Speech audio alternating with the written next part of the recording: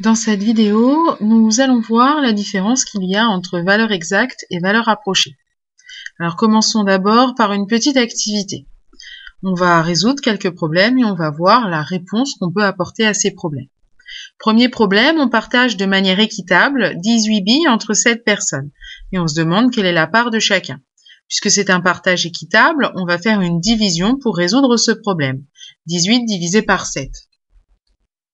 Combien de fois on peut avoir 7 dans 18?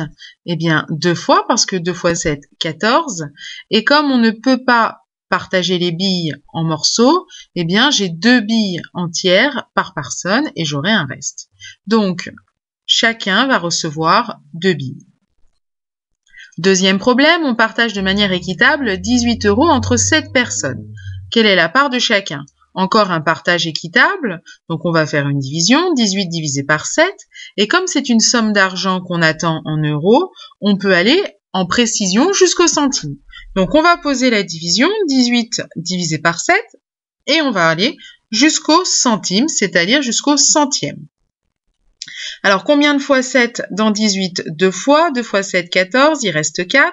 J'abaisse un 0. J'oublie pas ma virgule. Combien de fois 7 dans 40? 5 fois. 5 fois 7, 35. Il reste 5. Je rabaisse un 0. Combien de fois 7 dans 50? 7 fois. 7 fois 7, 49. Il reste 1. Et comme j'ai des centimes, je sais que je vais pouvoir donner à chacun 2,57 € et il restera 1 centime que je ne peux pas partager entre 7 personnes. Troisième problème, un camion peut contenir 7 tonnes. Combien de voyages devra-t-il effectuer pour évacuer les 18 tonnes de terre? Encore un partage. Donc, on va toujours faire la division 18 divisé par 7. On a déjà vu que combien de fois 7 dans 18? 2 fois. Sauf que si le camion ne fait que 2 voyages, il évacuera 14 tonnes et non pas les 18. Donc, il lui faut un voyage supplémentaire. Donc, il fera 3 voyages.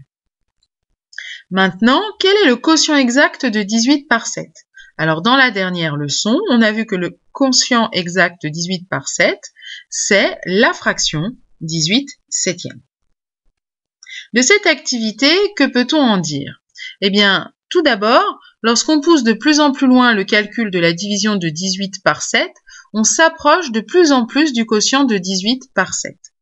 On va donc appeler les nombres ainsi obtenus des valeurs approchées.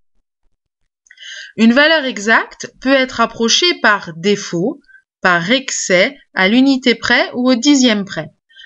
Par défaut, c'est qu'on va approcher avec une valeur inférieure à la valeur exacte.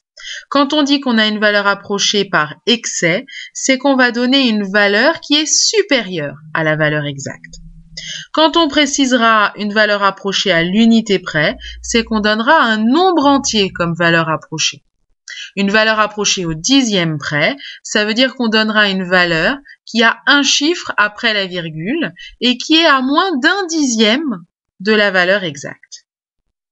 Et enfin, suivant les données d'un problème à division, la solution peut être soit la valeur exacte du quotient, soit une de ces valeurs approchées. Et donc, tout va dépendre du problème pour savoir quelle réponse on donnera au problème. Si on revient à la leçon et à votre feuille de leçon, dans la division de 18 divisé par 7, le quotient n'a pas de valeur décimale exacte.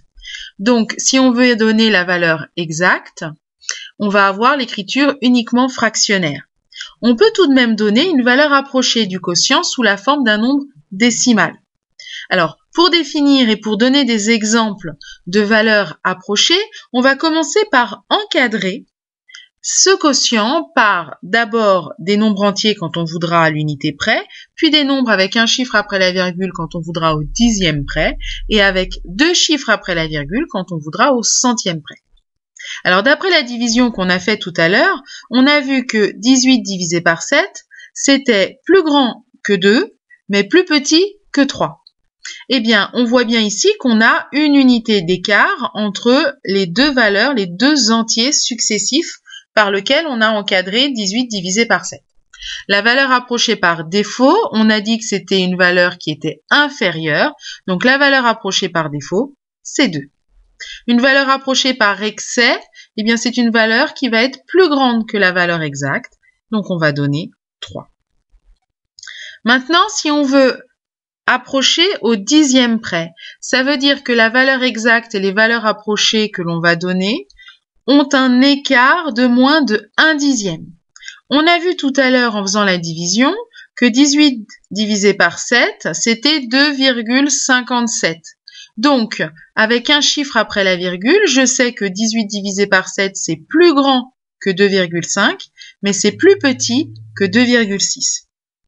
La valeur approchée par défaut, c'est donc 2,5, la valeur plus petite, et la valeur approchée par excès au dixième près, c'est 2,6, la valeur qui est supérieure au résultat exact. Maintenant, si on prend au centième près, puisque dans la division, on avait vu 2,57, eh bien, c'est forcément que c'est là une valeur plus petite que la valeur exacte, et que la valeur supérieure au centième près, ça va être 2,58. On a 1 centième d'écart entre ces deux valeurs. La valeur approchée par défaut, ça va être 2,57, la plus petite. La valeur approchée par excès, 2,58.